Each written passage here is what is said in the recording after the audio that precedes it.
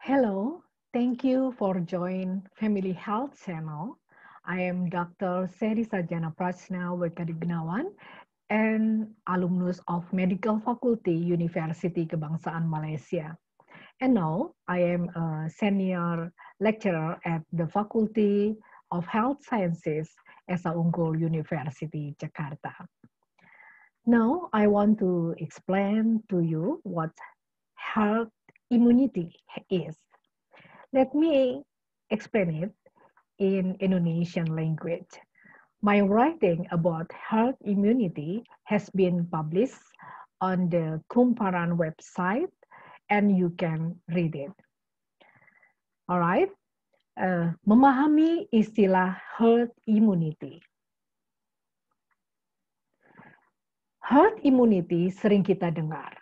Belakangan malah kerap terdengar dan seperti tuduhan ke pemerintah bahwa sebenarnya pemerintah telah melaksanakan dengan diam-diam strategi herd immunity keluarganya. Pengertian mereka tentang herd immunity adalah semua warga negara sengaja dibiarkan terpajan oleh virus COVID-19 dan nanti siapa yang kuat saat terkena paparan virus itu akan mampu bertahan, sementara yang tidak kuat akan mengalami sakit, dan ada yang tetap selamat hidup atau merasakan sakit, kemudian meninggal dunia. Apakah demikian herd immunity?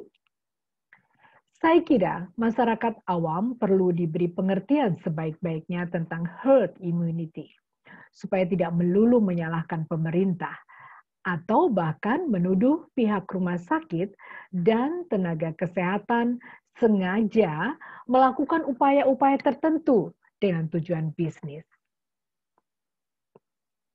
Dokter dan rumah sakit sempat dituduh melakukan aji mumpung dengan mengutip biaya rapid test dan swab test yang cukup mahal.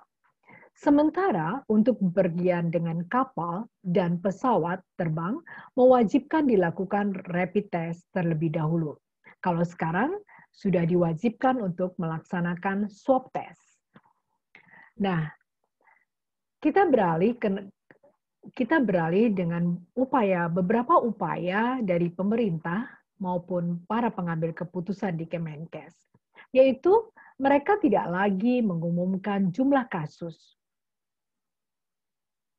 Pemerintah telah mengambil jalan yang baik, yakni tidak mengumumkan lagi jumlah kasus yang positif COVID-19. Untuk beberapa waktu, kita pernah merasa sangat akrab dengan wajah CKM Kolonel Dr. Ahmad Yuryanto Mars yang mengumumkan jumlah kasus tersebut. Pengumuman tentang kenaikan jumlah kasus ternyata dianggap tidak menjadikan pemirsa televisi merasa nyaman. Kemudian, untuk meringankan suasana, sempat dipilih Dr. Reisa yang jelita untuk membacakan jumlah kasus positif COVID-19. Tapi itu tak berdampak banyak.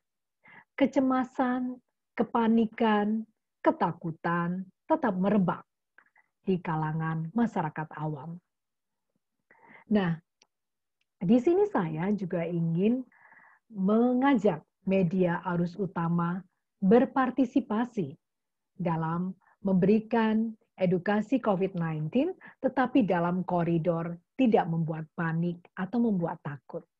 Ya, media sempat tidak memberitakan kasus positif COVID-19 itu. Dan untuk sesaat terasa sekali masyarakat mulai dapat berbincang-bincang tentang hal-hal yang ringan, yang patut disyukuri, yang patut dihargai di masa wabah ini. Ini terlihat dari status-status di media sosial mereka. Tapi sayangnya itu hanya sesaat. Tiba-tiba pemberitaan tentang kematian seratusan dokter merebak. Pemberitaan itu dibagi dengan cepat ke seluruh grup WhatsApp dan media sosial lainnya.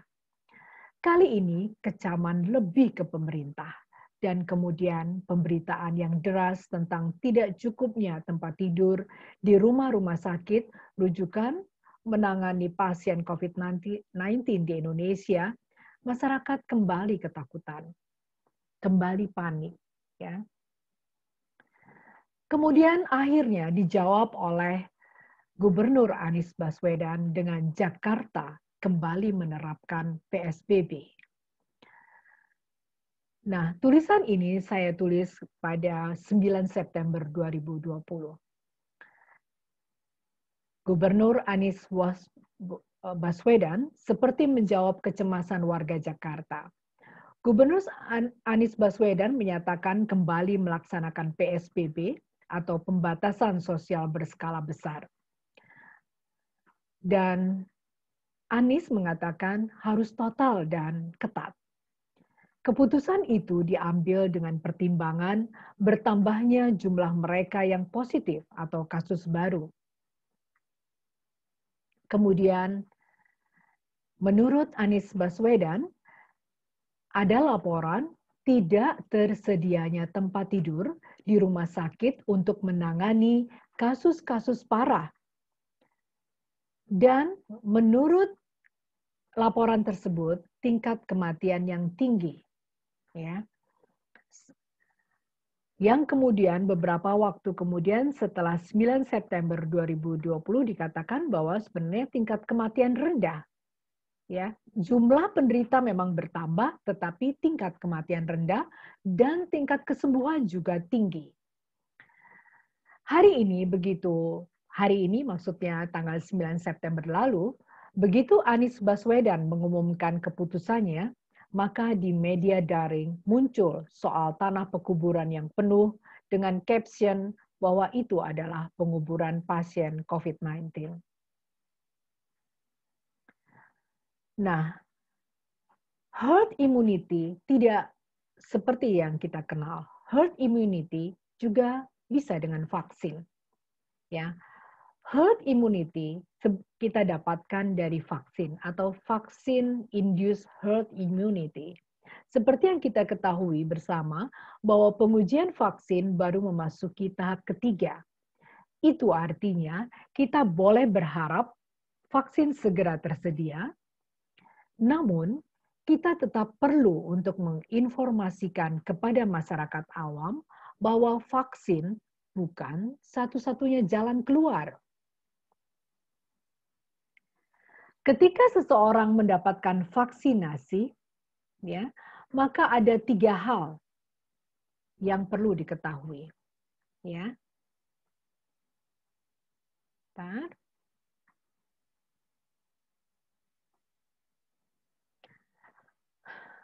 Yaitu yang kita harapkan ketika seseorang mendapatkan vaksinasi, terjadi selain tentu saja vaksin itu harus jelas aman bagi dirinya. Yang pertama adalah individu yang telah divaksinasi diharapkan sudah terlindungi dari penyakit akibat COVID-19. Yang kedua, pelindungan ini diharapkan bersifat selamanya. Ya, jadi kalau seseorang diberi vaksin COVID-19, maka diharapkan sifat proteksinya adalah seumur hidup. Yang kedua, perlindungan ini bisakah betul-betul seumur hidup? Ini yang perlu kita ketahui. Masalahnya, ini belum bisa dipastikan. Mengingat vaksin COVID-19 baru dalam uji coba. Berapa lama proteksi ini? Perlukah booster atau vaksinasi ulang yang terjadwal? Yang ketiga adalah kenyataan yang harus disadari bahwa orang-orang yang divaksin itu terdapat di dalam tubuhnya adalah virus yang dilemahkan.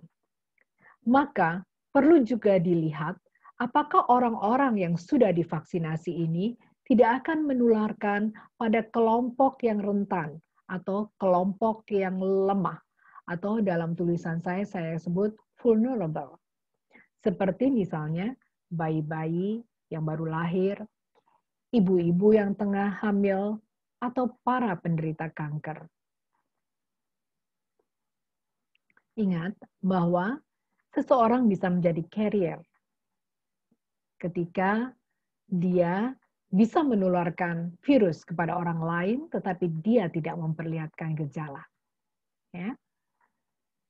Yang pertama dan kedua adalah keuntungan bagi individu yang mendapatkan vaksinasi. Tetapi yang ketiga adalah tanggung jawab sosial yang harus dikenakan kepada orang-orang yang telah divaksinasi untuk tidak menularkan virusnya yang sudah ada di dalam tubuhnya ke kelompok yang vulnerable, ke kelompok yang lemah. Dan ini harus dijelaskan sebaik-baiknya oleh tenaga kesehatan atau oleh para peneliti kepada masyarakat awam. Kalian mesti tahu bahwa vaksin COVID-19 bisa jadi tidak memberikan proteksi seumur hidup. Semua orang rentan akan menularkan virus dan ditulari virus ini. Virus adalah makhluk bersel satu yang mudah sekali bermutasi, berubah dari waktu ke waktu. Apalagi adanya perubahan iklim yang tiada menentu seperti sekarang ini. Setiap tenaga kesehatan harus terus-menerus memberikan informasi mengenai ini. Tujuannya apa? Tujuannya adalah memberi informasi yang jelas dan tepat ke masyarakat awam dan tidak membuat kepanikan dan kecemasan. Mengapa? Kepanikan dan kecemasan akan menyebabkan sel-sel tidak bekerja dengan optimal, termasuk juga sel-sel darah yang bertanggung jawab memberikan kekebalan tubuh alami kepada kita semua. Pesan utama masih tetap memakai masker, menjaga jarak, makan dan minum yang bergizi, dan tetap berolahraga. Juga jangan lupa untuk senantiasa mencuci tangan. Sebelum memegang area mata, mulut, wajah, semua, dan juga sebelum makan dan minum, atau setelah berkebun, atau setelah memegang sesuatu. Baik, saya kira apa yang saya sampaikan ini semoga bermanfaat untuk kalian. Saya harapkan jika Anda menyukai apa yang saya sampaikan, maka Anda dapat mensubscribe Family Health Channel ini, dan semoga Allah senantiasa melindungi kita semua. Assalamualaikum warahmatullahi wabarakatuh. Salam sejahtera.